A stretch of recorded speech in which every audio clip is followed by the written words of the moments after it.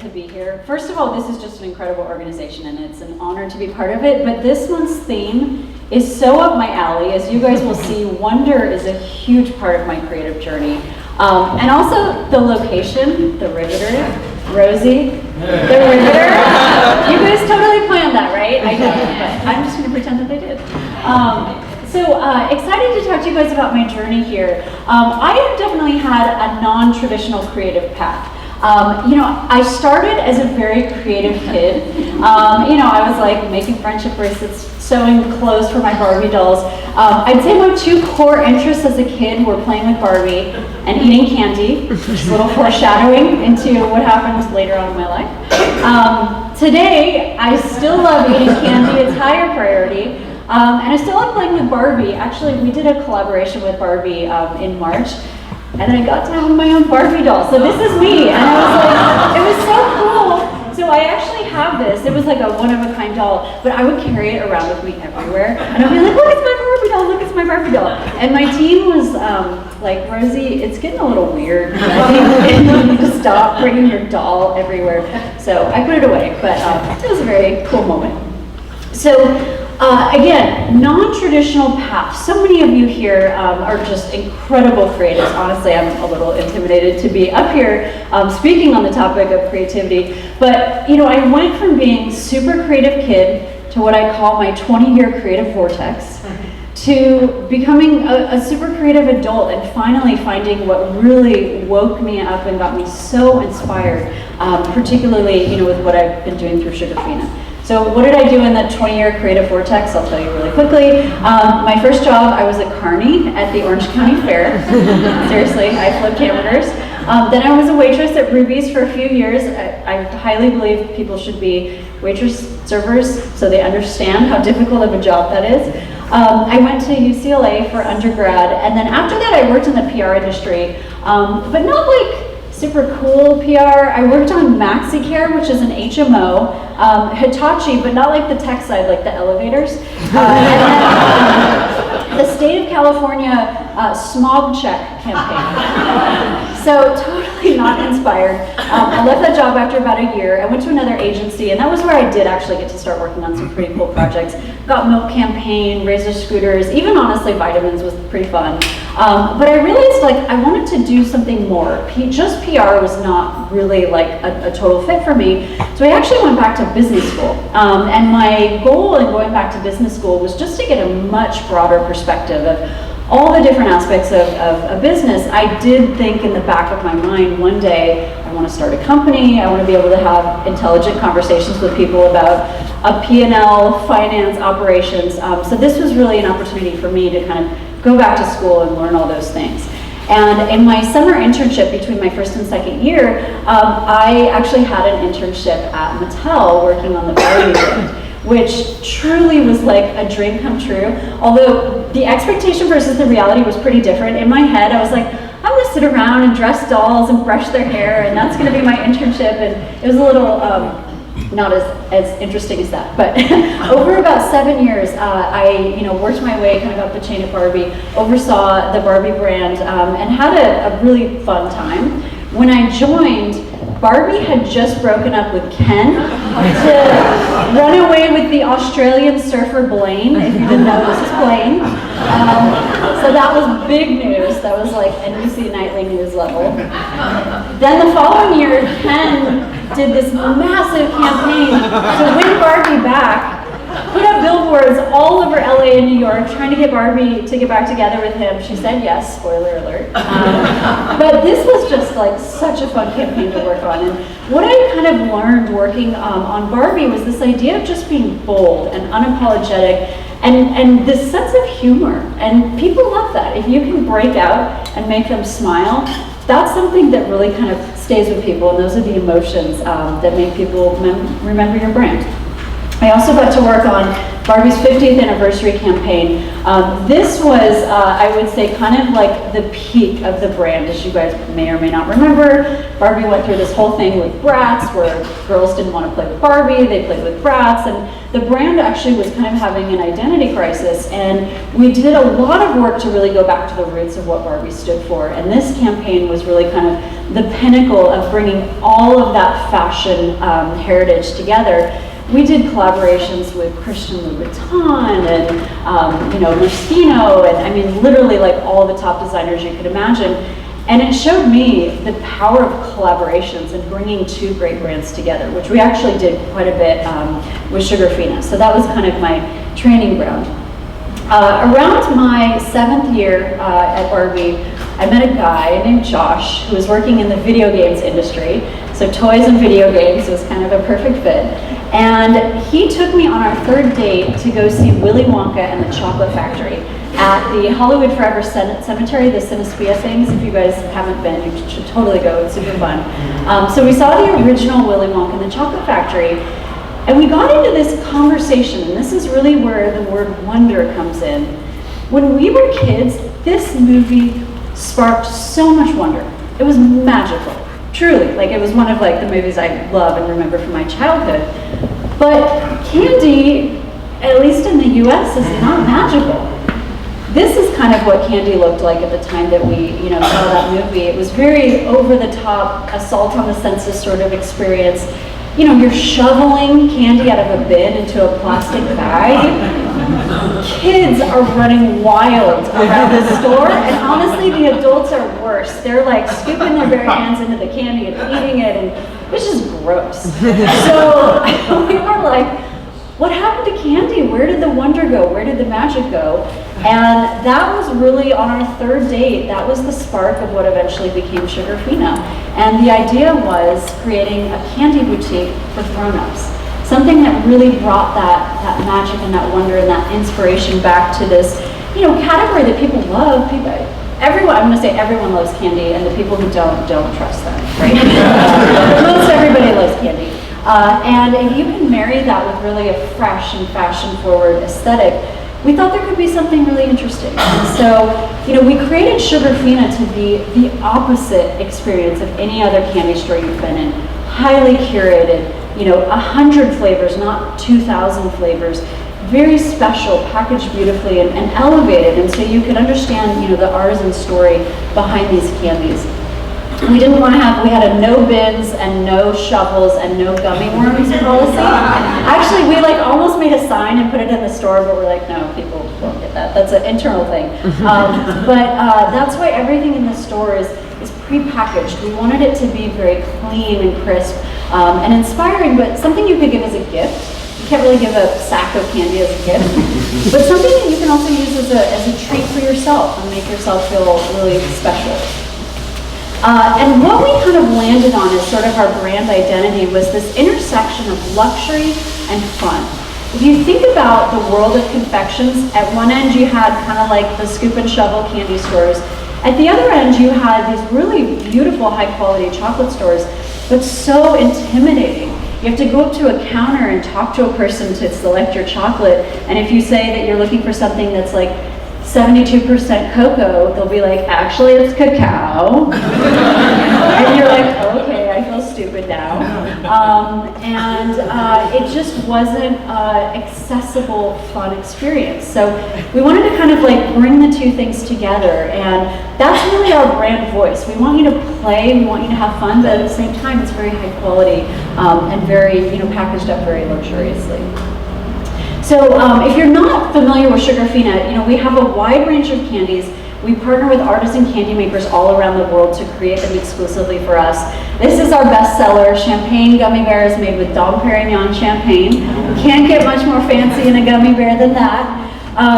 This is one of my personal favorites. These are called Kyoto Blossoms. They come from a really small family-owned candy maker in Kyoto that's been around since the 1600s. They're made by hand. This is like a craft. And they're so beautiful. And these are the things that we think of. These are the candies that inspire wonder. It's not a gummy worm. It's something like this that has a rich story and a rich history, and it's just beautiful. Being able to go and visit these candy makers and meet their families and really get to know them is an amazing treat. This is a candy maker in Italy. These are usually multi-generations. This particular one, 8 generations has been making this candy. Same recipe, same technique, and even in some cases the same machinery that they've been using for hundreds of years. So it's really a taste of history and a taste of art in many ways. Here's another one of them. You can kind of see the molds. Those are, original molds and just beautiful, colorful candies that they make. So fast forward to today, we have 47 retail boutiques across North America, US and Canada. We have 2 that we just opened in Hong Kong. We're starting to expand internationally, which is really exciting.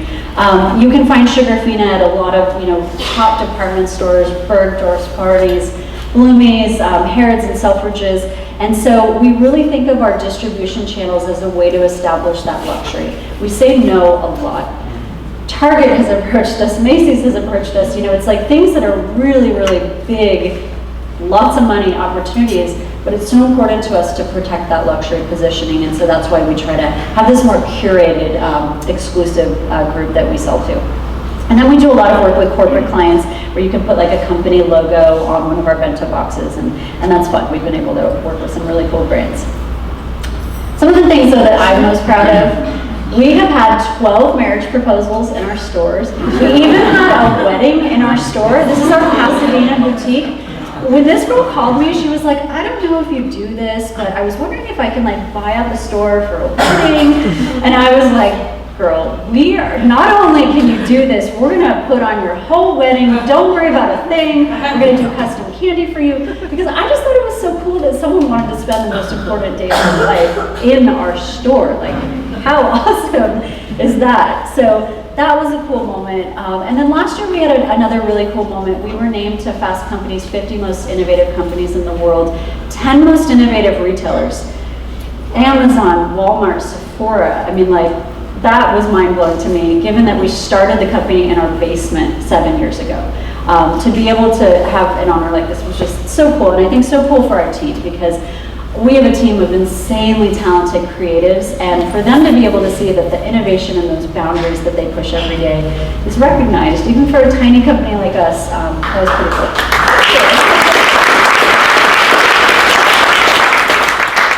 So when we get into the theme of wonder, and when I started thinking about the theme and what that means and how that applies, and hopefully how that can apply to everyone in the room, for me, wonder is sort of this perfect trifecta of innovation, emotion, and experience.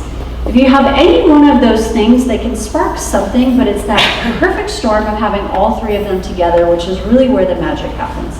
So I'm not going to say that we've perfected wonder in any stretch of the imagination, but when I talk to people and people kind of tell me their Sugarfina stories, they just light up. There's something about it that has brought out something in them that we definitely have taken time to engineer. Those feelings, they don't really just happen. Any brand that you feel super connected to, guarantee you there is a team of people working their ass off to create that sense of wonder.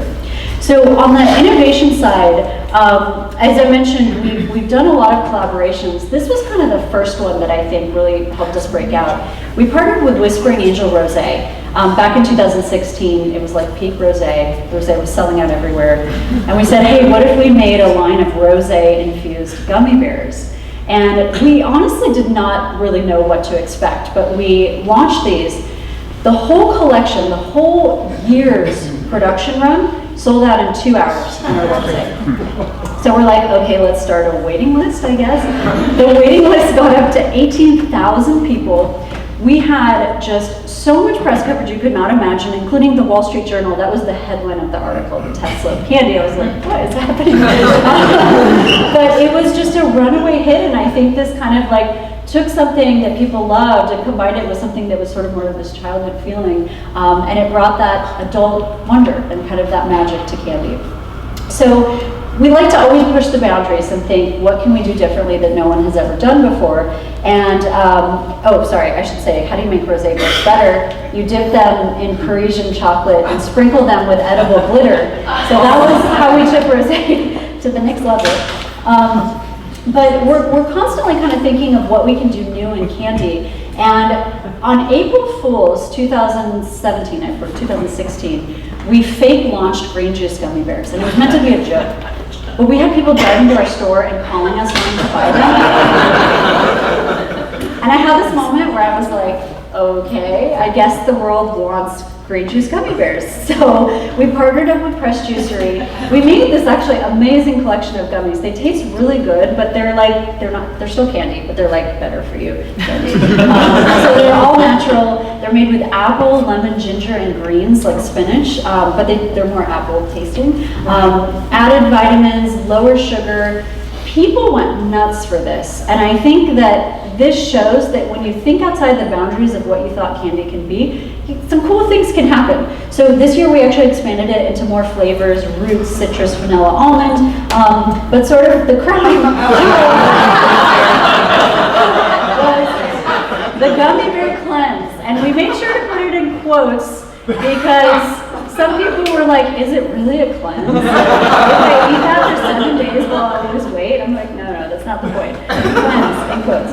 So again, be really playful and fun. And then, I don't know, those of you who entered on this side, you may have seen a car wrapped in the Alfred by Sugarfina collaboration, because I have to be constantly promoting things. But this was about 2 years in the making. We said, okay, how can we put coffee and caffeine in a gummy bear? And that actually is way harder than you would imagine. So it took us about 2 years of product development to get the formula right. But we partnered up with Alfred here in LA. We launched this huge hit. It's like constantly selling out. And again, I think this just goes back to open up your mind to things that don't make sense and figure out how you can bring that back. And that's just, it's something that I think we do and we have a lot of fun with. And this is what, makes the job fun, to wake up and come to work every day, is getting to do crazy stuff. So innovation, experience. I think experience is really what makes it come home and what evokes that emotion. So in our stores, we wanted it to be experiential. So you come into our store, you choose a candy bento box, you fill it with candy, you get highly customized and personalized, and you touch and feel, but it's done in a really clean and pretty way. We have this flower wall, handmade paper flowers. We do these beautiful installations. That's meant to make you stop and have kind of a moment of wonder of like, oh my gosh, are those paper flowers? Those are so pretty. Take a picture and pose for it. That was something that is like a signature element in all of our stores. We try to add little winks of humor, even with a sign of, coming to get candy samples. It's like samples this way, no candy that way. Again, just kind of like infusing personality and make people stop and smile.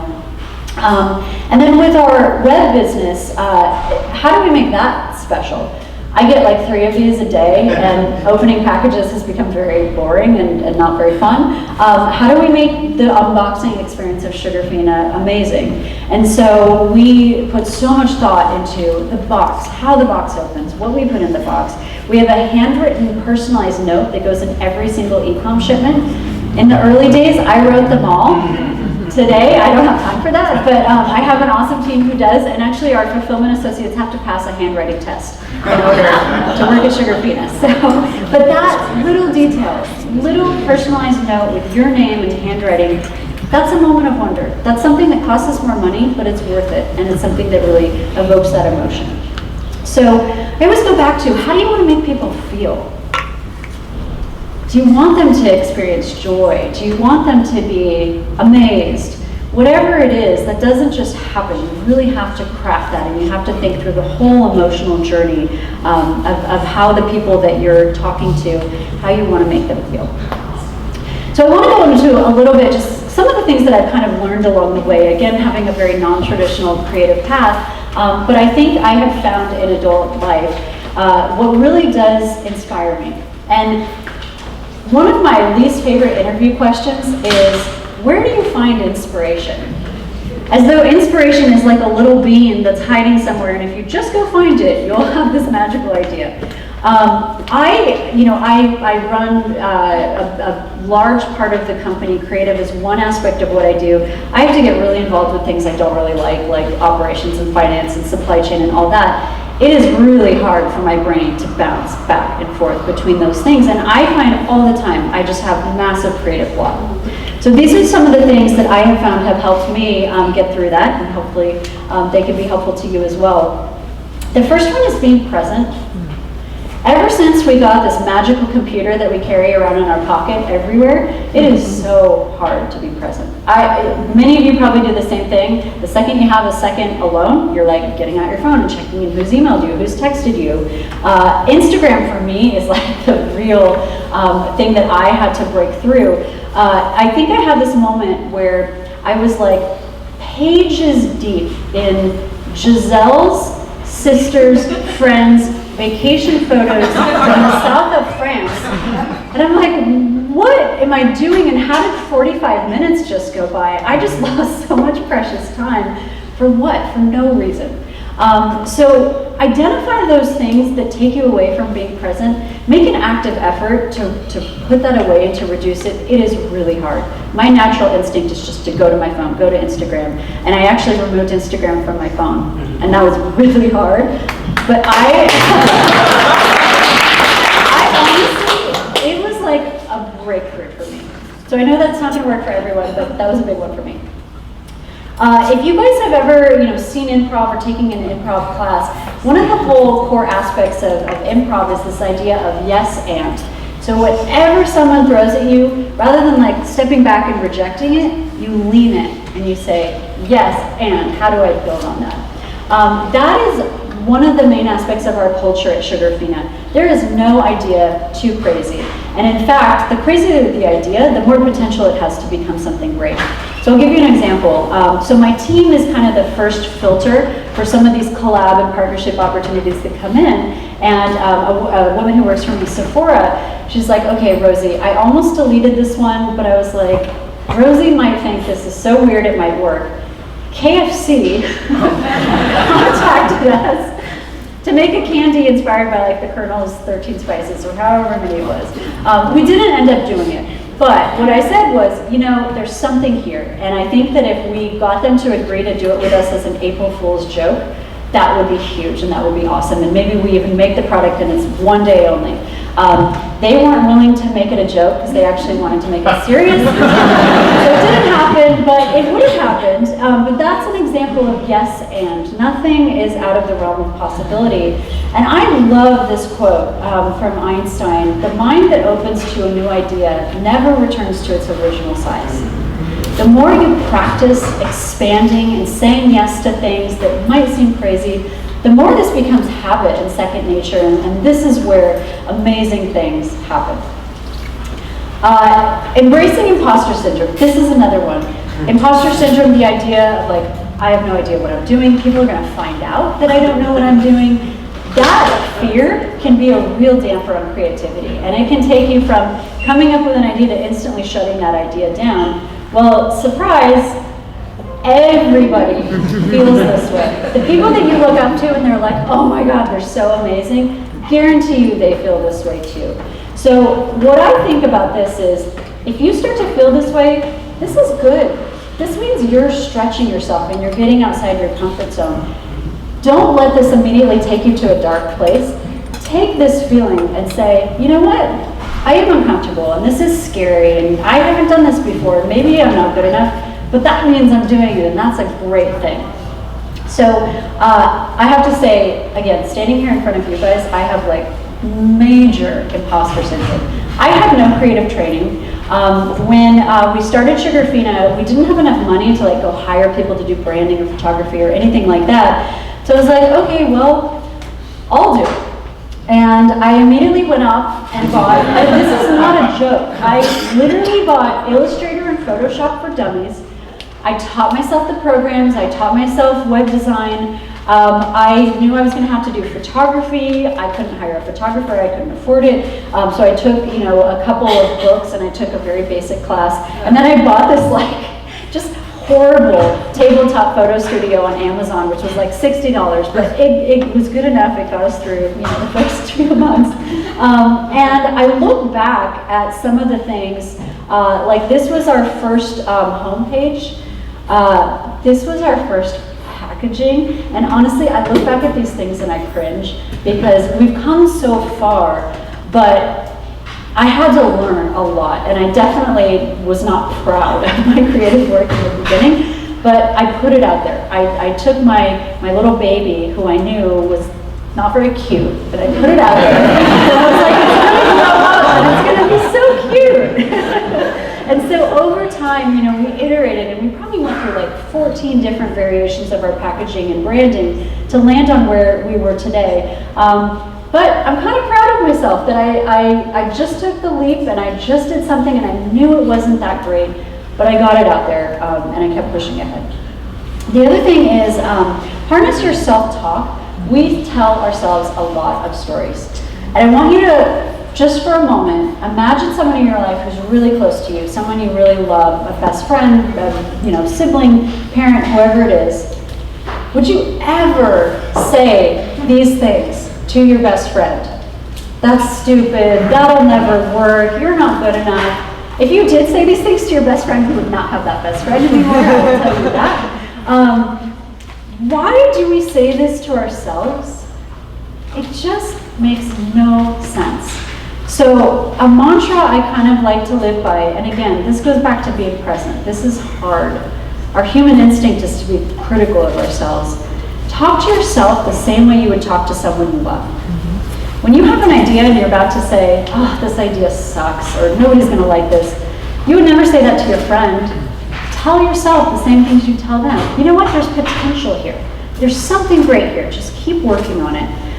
Those are the stories that will really take you to a great place in kind of your creative journey. Don't get comfortable. No one ever looked back on their life and said, gee, I'm so glad I didn't take any risks. I'm so glad I just took that easy cruising path. No one says that. People say, I'm so glad I did that super scary, difficult thing. So if you want to change, if you want to grow, you have to get used to being uncomfortable. I am uncomfortable every day. This is the hardest thing I have ever done in my life. Honestly, running a company is just mind-bogglingly challenging, but it is what it is, and I embrace it, and every day I'm learning something new, and my brain keeps stretching and growing, and it's hard, but it's good. So get comfortable with this. When these risks come your way, when these things that seem so scary come your way, embrace them, don't reject them.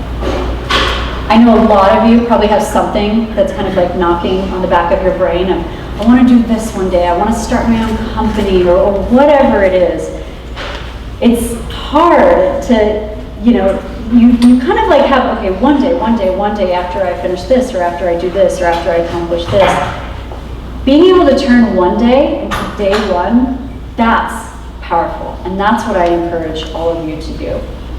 So I want to end with a quote that I love from obviously someone who's really inspired me, Willy Wonka. We are the music makers, and we are the dreamers of dreams. There are so many roles in the world, bankers, accountants, operations people, all those are necessary and great. But what you guys do, you are music makers, you are dreamers, you create wonder. And that is so powerful and amazing. And honestly, it is just such an honor to be able to stand up here with you today. So thank you so much.